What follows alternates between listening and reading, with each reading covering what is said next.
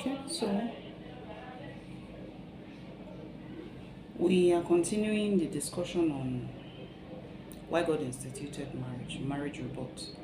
So the last time we discussed that marriage is for our redemption, and today we're discussing on companionship, and I'll start with the fact that a godly marriage is not possible without the God of marriage. So then, marriage for companionship. Now, when you read Genesis chapter 1 and 2, God words it very abruptly when he says it's not good for man to be alone. You know, when he made every other thing, he said, and everything he made was good. And the Lord saw everything and said it was good. It was only in the place of a man being alone, Adam in this case, that God said it is not good for man to be alone. And that was the first time God was saying that something that he created is not good. That really should grab our attention. Now think about it. Here is Adam, a sinless man, in perfect fellowship with God, in a perfect environment. I mean, what more would you imagine that they will want? You would assume, is that not enough? But really, not according to God. God's evaluation was that man needed a human companion to correspond to him. And some super spiritual people will say that when you're lonely, that means something is wrong with your spiritual life. No, it's not. God acknowledges our need, not only for fellowship with him, but also with a life partner, with friends, with colleagues, with families. Because God made us with the intention of us operating in a community. Now, this is not to say that every person should be married, because most of us will still spend a larger part of our lives being single, without even contemplating a need for marriage in the initial phase. It is as God begins to impress that passion, that longing, that desire to have a lifelong partner, that we can now say, okay, we've come to that point where we say it is not good for this man or this woman to be alone. Okay? Now, the truth is also that married people would also need friends of the same sex. But our primary relationship, once we are married in a companionship, should still be our spouses. Now, there's this wonderful man, Derek Kidner, that points out in Genesis, the earlier part of this thing, that nothing was yet to be said about Eve being a childbearer. She was valued primarily for herself. So marriage is not primarily for procreation, primarily for redemptive purposes, secondarily for companionship, before we get to procreation so we can have godly offsprings. So that also means that a marriage that experiences infertility is still considered a marriage in God's own sight, if I can put it like that, because if it's checking the box of redemption, checking the box of companionship, then if God graces us and blesses us with children, wonderful. If not, we ask for grace and wait for his timing. Now, God's word gives us the principle we need for satisfying marriage. Since God designed marriage, it takes three to make a good marriage. He did not create another Adam or another man for Adam. Marriage is a relationship of man and a woman. And from the Christian point of view, gay marriage will not be considered marriage, is a perversion of such. Also, in the same light, if the marriage relationship would function with God at the center of it, marrying an unbeliever is not only to disobey God, is to enter marriage lacking that crucial ingredient, and the crucial ingredient in this case being God. So marriage has been described as a triangle with God at the top, and the closer the couples move to God, the closer they also move to each other. And the further they move away from God, the further they move away from each other. Now, as soon as Adam and Eve disobeyed God, did you notice what happened? Adam started blaming Eve for all of his problems. I mean, there was just this back and forth going between the two of them. Eve was blaming the serpent, Adam was blaming Eve. Broken marriages would always involve at least one partner who moved away from God, if you view it in the light of that triangle. So the starting point for having a marriage that is according to God's design is a genuine conversion and a daily walk with God. Your companionship first starts with God before you can really function well with your spouse. Now, let's look at this triangle. You can see God at the top, then the man and the woman. And really, the closer they move to God, the closer they move to each other. And the further they move away from each other. Now, God says he would make Adam a helper suitable for him. The Hebrew word is not demeaning, it's not helper like housemaid, if I can put it like that. It's often used by God to depict the kind of help he offers to the Israelites when they're in a state of distress, or a kind of military assistance. And it points to the fact that the husband needs and even depends on the wife's support and help. So when the man says, no, I can do life alone, no, that is like God sending you help and you say you don't want it. It's to go through life unduly stressed, unduly exhausted, all the while having help that you refuse to utilize. But we also need to remember Paul's words in 1 Corinthians chapter 11 verse 9 that says, man was not created for woman's sake, but the woman was created for the man's sake. That verse alone destroys feminist point of view that says there's no distinction between the gender. The woman was created for the man's sake. Please, let's get that. The fact that God created the woman as a helper points to her subordinate role to her husband even before the fall. But at the same time, there's no basis for the view that men are superior to women, because someone who needs to help you also has a good quantity of capacity, if I can put it like that. So it's not a question of subordination. And even if you look at it in the light of that triangle, both of them are equal partners, but then still subordinated to the husband. You understand? So God made the woman to be a helper that is suitable, that is corresponding to the man. The woman is the missing part of the man, just as a jigsaw puzzle is incomplete if the pieces are missing. So a man is incomplete without his wife. Now the truth is, when God took Eve and made her out of the rib of Adam, if God had left that wound gaping, it would not be a shock, or men will not be unaware of the fact that they need the wife. But because it's covered, and God covered it in his wisdom, so that men will not be prey to opportunists and all sorts of things. But imagine if that rib was left gaping, such that every man goes about with the acute awareness that I need my wife. That should ring a better bell. So your wife is needed, regardless of how many hours you spend composing a puzzle, and there's just that single piece that is not there, you have not finished sorting that puzzle. And one could spend the next several decades trying to fill a puzzle with one single piece. The woman is that person that makes your puzzle perfect in a God-ordained relationship. So God designed it so that the man needs the woman and the woman needs the man. Both are equal persons, yet they have distinct roles to fulfill. Matter of fact, if the husband and the wife are the same, then the other one is just a duplication. There's no need for the other person. They're supposed to have distinct roles such that they can complement each other. If you want to get a piece of clothing, you will not get two of the exact same color, exact same design, exact same fabric. I mean, what's the point? You want to get something that can complement the other. So God, in his own wisdom, made them different but complementary, but still with the intention that the woman is subordinate because she was taken out of the man. The woman was formed because the man needed help.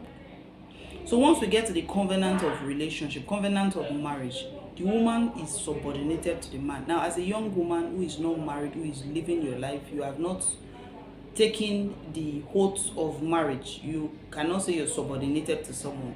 But if you do choose to marry, there's a man for which you were crafted to assist him in this journey called life. God made Adam out of the dust. Now, why did he make Eve out of Adam's rib instead of dust? Have you ever thought about that? Well, in my own opinion, I think God did that to show Adam that his wife was part of him, equal with him, and not a lower creation. Some people jokingly say that is women are made of a tougher consistency, that maybe that's why women can multitask. I don't know. Maybe we get to heaven, we ask God that. But what I want us to keep in mind is, men, the woman was taken out of your rib, out of your side, so that she's equal to you. So even in the role of submission by virtue of divine design, she's still your co-laborer in the journey of life, in the journey of marriage. So a man is to cherish his wife as his own flesh in Ephesians chapter 5. As has often been said, she was not taken from Adam's head to rule over him, nor from his feet that he should put her down, but she was taken from his side so that he would protect her and keep her close to his heart. And why did God not create Adam and Eve simultaneously? Because God created Eve. Before God created Eve, he put Adam through the task of naming the animals. I mean, there was goat that had a female, there was doe and a deer. And I want to believe that after a while, Adam would have been wondering, after he had named zebra, the animal with the letter Z, and would wonder, so where is my own? All the animals have a male and a female. And there's that sad verse in Genesis chapter 2 verse 20 that says, but for Adam there was not found a helper suitable for him. I believe the need for the woman came out of that reality. Maybe Adam then went to God and asked, okay, all these animals have a partner, so where is mine? So companionship requires that the marriage be a primary relationship again. The marriage has to be a primary relationship.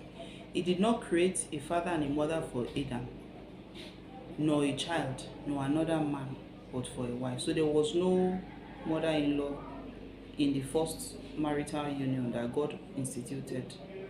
There was no father-in-law. I'm not saying they are not important. Oh, they are important, because God still desires that we operate in a community. But the primary relationship, once you are married, is to your spouse, not to your father, not to your mother, not to your uncles, not to your siblings. It is not even to your own children. Your primary relationship, your primary allegiance after God is to your spouse. So a man must leave his father and his mother in order to cleave to his wife, to establish a one flesh relationship. This means that the marriage relationship is primary, not the parent-child relationship. So your marriage relationship is the primary one, not the parent-child relationship. And the parent-child relationship must be altered before the marriage relationship can be established. Eventually, when you're going to get married, you have to start breaking bonds in some ways so that you'll be able to cleave. That's why it's called living to cleave. And the cord, so to say, must be cut. This does not mean abandoning parents or cutting off contact from them, but it does mean that a person needs enough emotional maturity to break away from dependence upon his parents to enter marriage. So companionship means when it happens between you and your spouse, it stays there. If you need clarity, if you need godly counsels, you reach out to your men of God, or you reach out to neutral counselors, as the case may be, not back to the family. Because the truth is, every family in some ways will be biased in favor of their own child. Then the stories you've told families about your spouse, months, years down the line, you've forgotten about those stories, and it still continues to ring in their mind. Then how do they continue to look at your spouse? With what eyes will they grade, assess, interact with your spouse? So really, the best is take it to someone who can offer godly and neutral counsels. Look for a godly counselor if you have issues that really needs to be worked out. And parents also need to raise their children with the aim of releasing them. Don't raise your children to be dependent on you, clinging to you. Raise them with the hope that when they are grown, they can go off and start life on their own.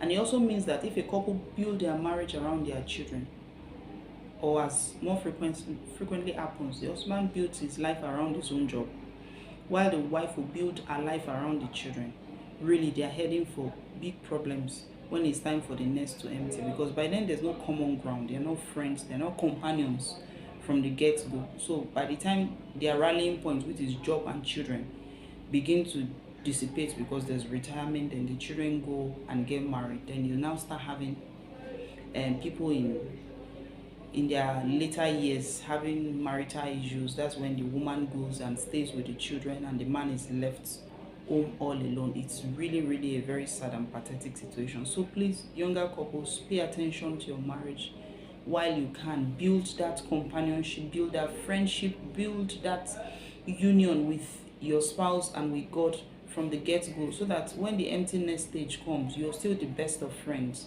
You can still hang out and enjoy each other's company regardless of how old you get. The best way to be a good parent to your children is to be a good husband to their mother, or a good wife to their father. Really, that's the best way you can just show them, and that's how you can also model a template of a healthy, godly marriage for them to emulate when they grow up. So companionship also requires that marriage be a permanent relationship. This follows from it being the primary relationship. Your children are in your home for a few years. Your partner is with you for the rest of your life. And it means to be glued to him. So when you get married to your spouse, you are glued to him or her. Jesus quotes in Matthew chapter 19 verse 6, it says, "What therefore God has joined together, let no man separate." This means that a marriage relationship must be built primarily on covenant, commitment, and not of feelings of romantic love. The truth is, the romantic love it's nice, it spices up things, but it's not the meat of the matter. Like if you have to make soup, spices are not what you eat. There is the real substance. The real substance is commitment. The real substance is unconditional love, unconditional positive regard. The real substance is keeping to your word and staying with it when the going gets tough. Now, when romance comes in, it makes it extra spicy. I mean, the soup is really wonderful and tasty, but nobody wants to drink a bowl of spices alone. And really, a bowl of spices alone will not satisfy anybody. Rather, it can make them sick. So it's not just about the romantic love. Is hinged upon the covenant, or a covenantal commitment, and God being the anchor. Remember that, okay, we have this covenant with God being the anchor of it. So commitment is what holds a couple together through the difficulties that would invariably come through. Every marriage will go through that phase. Every marriage will go through that phase. So a Christian couple should never use the threat of divorce as leverage in a conflict. Matter of fact, once you get married as a Christian, divorce should not even be something to contemplate, to consider. Me, I would suggest that burn such a bridge that you go into it and you know divorce is not an option. Whatever happens, we would walk through it, because I tell you, it's possible to walk through it. You name it, it's possible to walk through it with both parties making that decision that divorce is not an option. Because divorce, why does God hate divorce? God hates divorce because it masks the picture of Christ's eternal covenant and love for his church. When he says, "I will never leave you nor forsake you," and he says our marriage is supposed to be a replica of the love that Christ has for the church, and then a divorce happens, that is like saying God lied, and God can never lie. He doesn't even have the capacity to lie. So please, divorce masks the picture of Christ's eternal love. Okay, so now companionship also requires that marriage be an exclusive relationship. When he says to his wife, he did not say to his wives. Monogamy is God's design. That is one man, one woman for life. Now, although God tolerated polygamy in the Old Testament because by then it was a fallen race, it is still a fallen race. It was not God's original intention. It is one Christ and the church. So whenever you see polygamy in the Bible, really you see problems. Talk about Abraham with Sarah and the slave girl, and now we have Ishmael, and now we have terrorists, and so on and so forth. Or you talk about David and the many wives, and even his sons dying from complications of sexual sin. Or we talk about Solomon, the wisest man who ever lived. The man that was said that even after him, there will be no one who is as wise after him. And really, the world has not recorded anybody wiser than him. Had 300 wives, 700 concubines, so I think it's the reverse, but had 1,000 women. I mean, and we saw how Solomon eventually ended. He said, a very wise man who died foolishly, because the very many wives he had eventually turned his heart from God. Became king at the tender age of 12. I mean, that is a wonderful feat, and ruled for 40 years, but died a foolish man at peri 50. He could have lived longer because his father lived longer. So one man, one woman for life is God's design. And this means that when you get married, you give up close relationship with women other than your wife, or with men other than your husband. You give up your freedom to go out with the guys whenever you choose. You have a new relationship with your wife. She's your new first priority in terms of human relationship. And even the women too, you give up the freedom to go gisting, gossiping, and then hanging out, going shopping, partying endlessly with the ladies, because your husband then is the first priority. It has to be checked with him and be sure he's convenient with it. Even if you're a woman of God, you give up the right to just go for endless ministration without running it with your husband. The truth is, if one cannot handle this, perhaps one should question the maturity of such an individual for the covenant of marriage. Now, companionship also requires that marriage be an intimate relationship. Genesis chapter 2 verse 24 says, and they shall become one flesh. One flesh here emphasizes sexual relationship, sexual union, the act of sexual intimacy. But the sexual union is always more than just physical. It's built on emotional oneness, if I even dare say spiritual oneness. Most sexual problems in marriage will stem from failure of relational intimacy. I mean, they're not friends, they are not companions, there's no spiritual unity, people are just there because marriage has put that bond with them, or maybe they just feel they can't, or they have to do the motion, so to say. Or then it could be that weird situation where the man is doing all the jobs, he sold himself to work, and the woman is doing all the mothering, she sold herself to motherhood.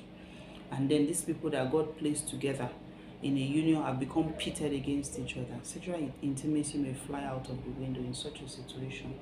So sexual harmony must be built on the foundation of a primary, permanent, exclusive relationship that is growing in trust, communication, and oneness. Communication means you guys are really talking.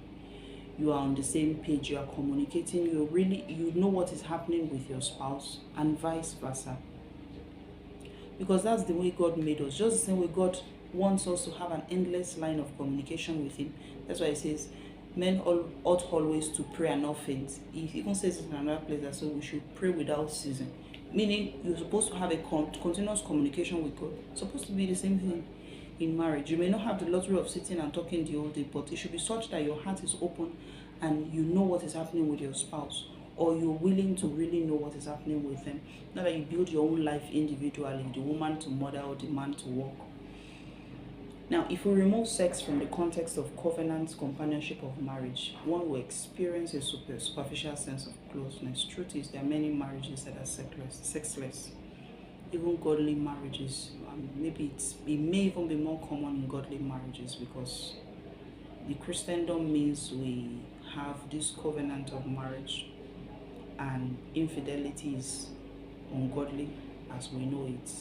So people just resign to fate and circumstances and just let their sex life grow cold. It shouldn't be. We have a couple of series coming up on sexual intimacy in marriage by God's grace, and we hope to be able to do justice to that. Paul says that even when a man has sex with a prostitute, he becomes one flesh with her. So the act of sexual union makes us one flesh with our spouse again and again and again and again. Just the same way you go to God in worship, that you don't worship today and say tomorrow you do not need to worship again. Every time you go to worship, your heart bonds with that of God the more. You love him more, you trust him more, you are in a deeper relationship with him more, you can sense him more. It's the same thing with the act of marital sexual union. God Sex outside of the lifelong commitment of marriage will never bring the satisfaction that God designed it to provide. Rather, it brings a perversion of it. Now, sin would always hinder intimacy in marriage. As soon as Adam and Eve sinned, they recognized they were naked. They began to hide themselves, not only from God, also from one another. That's why we said, once a couple or the couple begin to move away from God, they also begin to move away from each other. So while as fallen sinners, we can never experience what Adam and Eve knew with one another before they fall. To the extent that we deal with our sin before God and one another and grow in holiness, we will grow in personal intimacy with ourselves and also with God.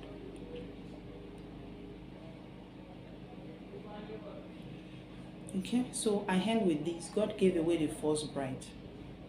I think that is also something worth reflecting on. So we'll see you next week on the next episode. Have a wonderful day. Thank you for staying with me. Bye.